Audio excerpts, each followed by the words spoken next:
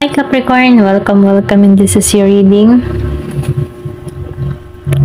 Be open-minded po, hindi po halos lahat makaresonate, kaya piliin nyo na lamang. And thank you nga po pala sa mga nag-subscribe, lalo na sa mga bumabalik. Marami pong salamat. Give me the message for Capricorn. Ano yung mensahe para sa'yo? Give me the message for Capricorn. Ano yung mensahe sa'yo? Give me the message for Capricorn. Ano yung mensahe sa'yo? Give me the message for Capricorn.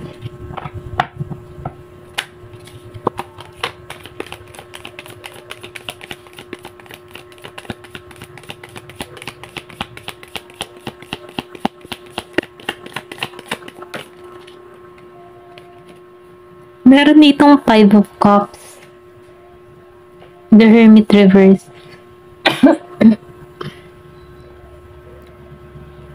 So, nakikita ko rin dito, no? Meron ditong tao na gusto ng pagbabago. Okay? Meron pa ditong kadiling na nahihirapan. Or pwede rin sabihin, ikaw nahihirapan ka dito. Meron kang nararanasan or meron kang problemang tinatahak dito sa 5 of Cups. Meron ditong nasasaktan. Okay? Kumbaga, nakikita ko dito, meron ditong hindi pa tanggap yung sitwasyon. Kung bago ka pa lang hiwalay dito, ano, or meron ka ditong pangyayari na kung saan, ano, nagpapabigat ng kalooban mo dito sa 5 of Cups. Hindi mo tanggap kung bakit nangyayari ito sa'yo. Ito lang yung nakikita ko. Then, yung iba naman sa inyo, nakikita ko dito na gusto mo ng bagong simula dito. Gusto mong sumugal muli. Ito lang yung nafe-feel ko sa'yo. Yung iba sa inyo, yung tipo na gusto niyang mag-try ng bago. Okay? Ito lang yung nakikita ko.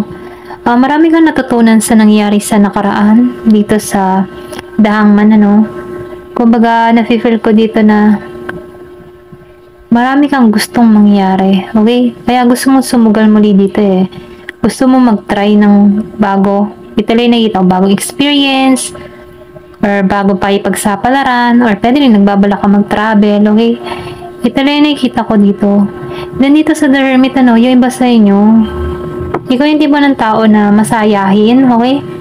Ayaw mo nang nagsusulo. Kumbaga, ikaw yung tipo ng tao na liberated. Hindi halos lahat sa part na to, ha. Kumbaga, gusto mo happy-happy lang. Ayaw mo mag-isip, ayaw mo ng problema. Ito lang yung nakikita ko. Or pwede rin sabihin, gusto mo magkaroon ng pagbabago sa buhay mo na may enjoy yung buhay mo. Ito lang yung nafe-feel ko sa'yo. Give me the message. Or pwede rin sabihin, meron kang ginagawa dito, or meron kang binabago sa sarili mo. Kasi gusto mo magliwaliw eh. Gusto mo mag-relax. Yung iba sa inyo, ha. Ace of Cups reverse. So, nafe-feel ko dito, meron ditong, yung tipo na hindi ka binigyan ng attention, or hindi ka binigyan ng oras, panahon, ng kadiling mong tao, okay? Pwede rin sabihin na hindi ka pina-priority, or pwede rin na hindi ka tinatrato dito ng maayos, maging sa trabaho, maging sa relasyon, okay? Yung iba sa inyo, no? Kaya dito sa Ace of Cups, feeling mo dito, down ka. Bakit walang ganito? Bakit walang nangyayaring improvement sa mga ginagawa ko? Or pwede rin sabihin, nag-iintay ka dito ng resulta, pero wala pa rin. Ganun yung energy mo dito. Kasi nakikita ko dito na sa 5 of Cups, yung bang tipong ginawa ko naman ng lahat ng makakaya ko, okay? Pero bakit wala pa rin ako nakikitang magandang resulta sa mga ginagawa ko? Ganon yung energy mo dito. Pero ganun pa man, nafe-feel ko dito, meron kang balak eh. Meron ka ditong gustong gawin, okay? New experience, or meron kang mga pinaplano dito. Ito lang yung nararamdaman ko sa'yo. Give me the message. Ano po yung mensahe?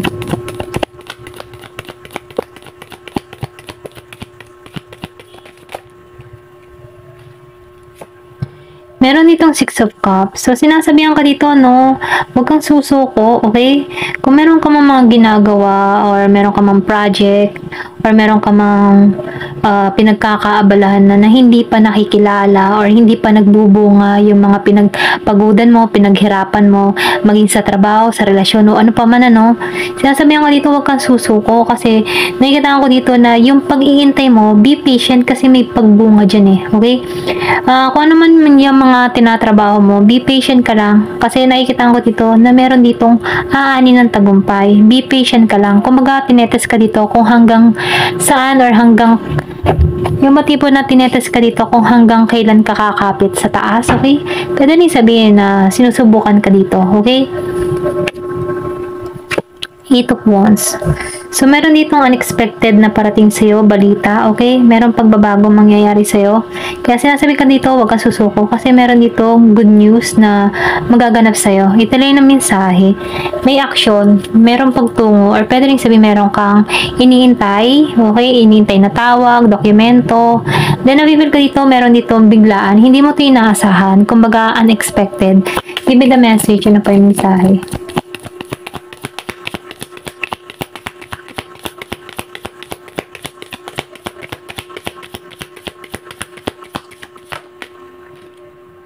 Meron ka ditong King of Wands. So, nakikita ko rin dito na yung iba sa inyo nakatuon sa kanyang sarili, okay?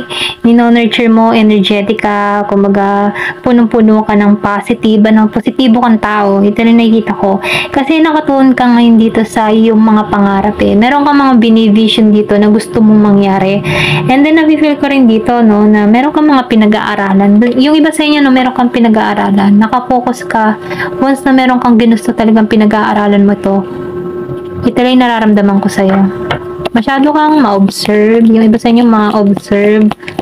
Okay? Nakikita ko dito yung iba sa inyo tahimik. Give me the message. Ano pa yung mensahe? King of Swords. Matalino ka. Ito lang nakikita ko sa'yo. So, sinasabihan ka dito, no? Huwag ka mawala ng pag-asa. Magtiwala ka sa process. Okay? And then, nakikita ko rin dito, maalisan mo to eh. Kasi, nafe-feel ko dito na ginagamitan mo to ng isip eh. Yung baga nagiging logic sa sitwasyon sa mga nagaganap sa'yo. Ito lang nakikita ko. And then, nafe-feel ko rin dito yung renewal sa iba. Ayan. Merong pagbabagong parating sa'yo. Kumbaga, ginugulo ka lang dito sa 5 of Cups. Kumbaga, mga negative na pag-iisip, ganyan. So, sinasabihan ka dito, tanggalan mo to, okay? Kasi be patient, merong bunga. May magandang bunga na parating sa'yo. Ito lang yung nakikita ko. So, tingnan pa natin dito sa card na to kung ano pa yung mensahe. Give me the message. Ano pa yung mensahe sa'yo?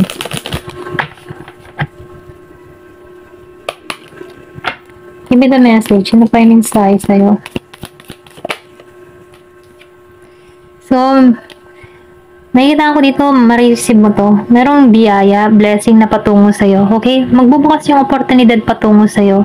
Kaya sinasabihan ka dito, be patient eh. Sinusubukan ka dito. And then, na-feel ko dito, may ma-receive ka. Blessing, okay? Meron kang, kung ano may mga iniintay mo, merong gift. Meron kang gift na ma-receive. Reward, okay? Give me the message na pa yung mensahe. So, meron ditong storm, unexpected. Yung sinabi ko kanina, no? Unexpected. So, confirmation, meron ka dito hindi inaasahan na bigla ang tawag, pagbabago, or pwede rin sabihin, bigla ang boom, okay? Kung ano man yung mga ginagawa mo, proyekto man yan, or online business man yan, o kung ano man yung pinagkakabalan mo, biglaan yung pag-angat mo, okay? Hindi mo ito inaasahan. Meron dito biglaan na parating sa'yo na hindi ka nababalaan, hindi yan, nababala. Give me the message. So, yung iba naman sa inyo, nafe-feel ko dito, merong pagkikita, okay?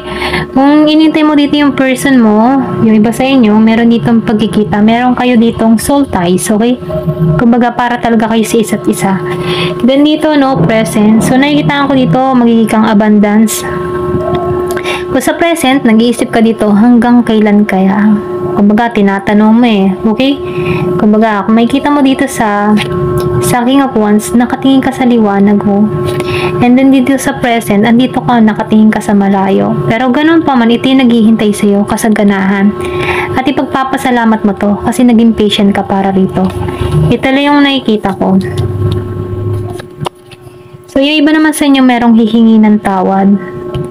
Pwede rin sabihin dito sa Five of Cups, meron talo or may nagtalo, conflict or naguguluhan, okay? Naguguluhan ng isip, hindi makatulog. Ayan. Feeling lost. Meron ditong hihingi ng tawad kung meron man naging atraso sa'yo.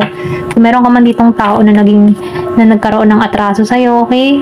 Meron ginawang hindi maganda sa'yo, may paghingi ito ng tawad. Hindi ito makatulog. Nakukonsensya. And then, meron ka ditong renewal. So, meron ditong gusto pa rin ng renewal, okay? Unexpected to. I think, pwedeng may tumungo sa'yo, may magbigay ng regalo sa'yo. Reunion, okay? And then, nakikita ko rin dito, hihingi ito ng tawad kung meron ka mang person na may atraso sa'yo. Hihingi ito ng tawad, gusto nito ng renewal sa'yo. Okay? Kasi nagigilty to eh, okay? May guilt siyang nararamdaman. Nakonsensya. Okay, ito rin nakikita ko. So, revert. So, gusto nito ng new beginning sa'yo. Pwedeng naganap sa inyo to nung December, September. May naganap sa inyo ng ganito, no? Or pwede rin sabihin ngayong bear month, okay? Pagdating ng bear month, meron dito patungo sa'yo dito, okay? Gusto nito ng new beginning sa'yo. Winter season. Kaya lang itong taon nito may takot eh. May takot siyang nararamdaman. Kasi guilty sa ginawa sa'yo. Kung meron man lang tong atraso, okay? Guilty to. Ito lang yung mensahe. Give me the message. Ano pa yung mensahe dito? So, nakita ko dito, control mo yung sitwasyon, okay? So, itong tao nito nag-iisip ng taktika. Kung paano? Kasi hawak mo, control mo yung sitwasyon. Control mo yung sarili mo. Give me the message. Ano pa yung mensahe? So, nakita ko dito may toxic eh. And then, meron din ditong maego. Pwedeng sabihin ikaw maego ka, okay? Or nagiging kang matigas dito. Ito lang na-feel ko, ma-pride. So, nakita ko rin dito na magkakaroon ka dito ng clarity, okay? Kalinawan. Ito lang nakikita ko. Meron dito toxic na tao, okay? So, sinasabihan dito, tanggalan na yung pattern na hindi maganda. Okay? Ito lang nakikita ko. Magiging ng malinaw para sa iyong lahat. Ayan, meron ditong unexpected na parating. Unexpected apology. Merong reunion. Merong naging guilty. Merong gusto ng renewal sa'yo. Okay? Gusto nitong klaruhin lahat or gusto nitong makipag-ayos sa'yo. Okay? Ayan. Pero nafe-feel ko maego ka dito eh. Ma-pride ka eh. Maybe meron ka lang pinaninindigan sa sarili mo. Kaya nagiging kang ma-pride. Ayan, kaya din tinuturo mo ng leksyon tong tao na to. Ayan, ito lang yung nakikita ko. Thank you for watching. Love and peace.